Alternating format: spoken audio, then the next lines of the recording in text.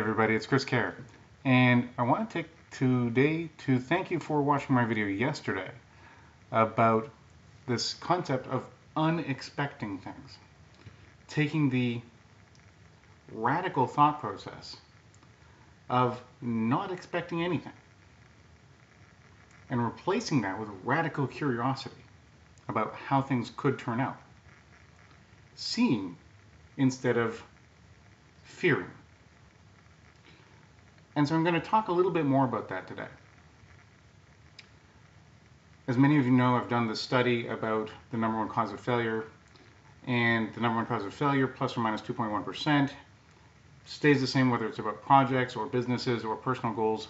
70% of it's fear, 20% of it's lack of motivation or driving need, and then 10% is all other causes of failure combined, lack of resources, money, etc. So out of that study, we determined that 90% of failure, more or less, comes from what's between your ears, right? And the preponderance of that is fear, 70% of it. So if 70% of our causes of failure comes from fear, the biggest fear of all really is an expectation, because that's what fear is, an expectation of something bad happening. And if we unexpect, if we take away that expectation that something bad is definitely going to happen, and we replace that with a curiosity about what could happen, how could this work out? We can dramatically change the outcomes, because now we're not afraid of what's coming. We're actively planning on how to change it to our betterment. We're actively thinking through the pathways to positive outcomes. In project management, there's a whole category that the Project Management Institute talks about called risk management. Perfectly wonderful concept. And in the Project Management Institute's version of this, risk management has two equal sides. One is your threats, the other is your opportunities. Now, study after study has come out that organizations really spend 98% of their efforts dealing and mitigating with the threats when they deal with risk management. On average, they spend less than 2%, oftentimes no effort whatsoever, in dealing with what the positive opportunities are that they could be taking advantage of. And yet, intrinsically, wherever there's a risk of something bad, there's an opportunity for something good. By definition, it's a 50-50 split. But we only ever focus on the bad. We never take advantage of the good. So imagine what happens in your results when instead of only expecting bad things to happen, you look at what the bad things could be, and you find the positive paths out of them. You're genuinely curious about the positive paths and the negative paths so that you can plan your success around that. Isn't that a much nicer way to spend your time than being in a perpetual state of fear and failure?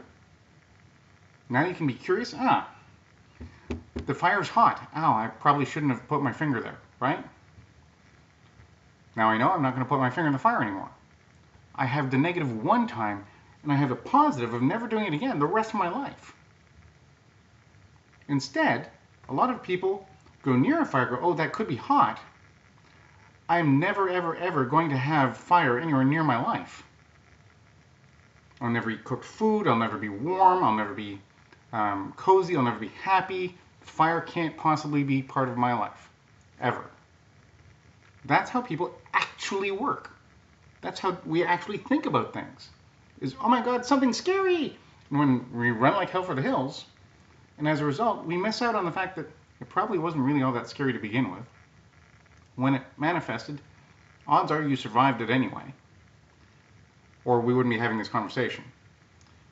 And you're probably not going to do it again, because you learned your lesson, right?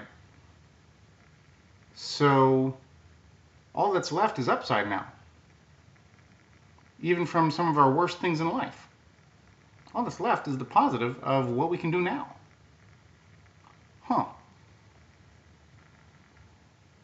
The power of unexpecting. That's what I wanted to leave you with today.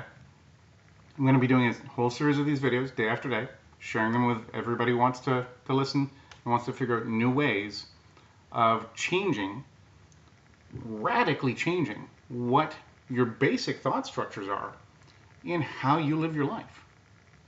I'm on this journey. As I learn my lessons, I'm going to be passing them on to you. And I'm going to be sharing them with the other philosophies that I talk about regularly. I'm going to be sharing how UnExpect might integrate into, let's say, the 5 rings philosophy I talk about. That should be really exciting, right? If you know anything about my 5 rings philosophy, now we're going to add in UnExpect. And this should be a very powerful multiplier. This might even be a 6th multiplier. The UnExpect side of things. I got to do some thinking. Maybe that'll be my next video. Till then, stay tuned and have an unexpected day.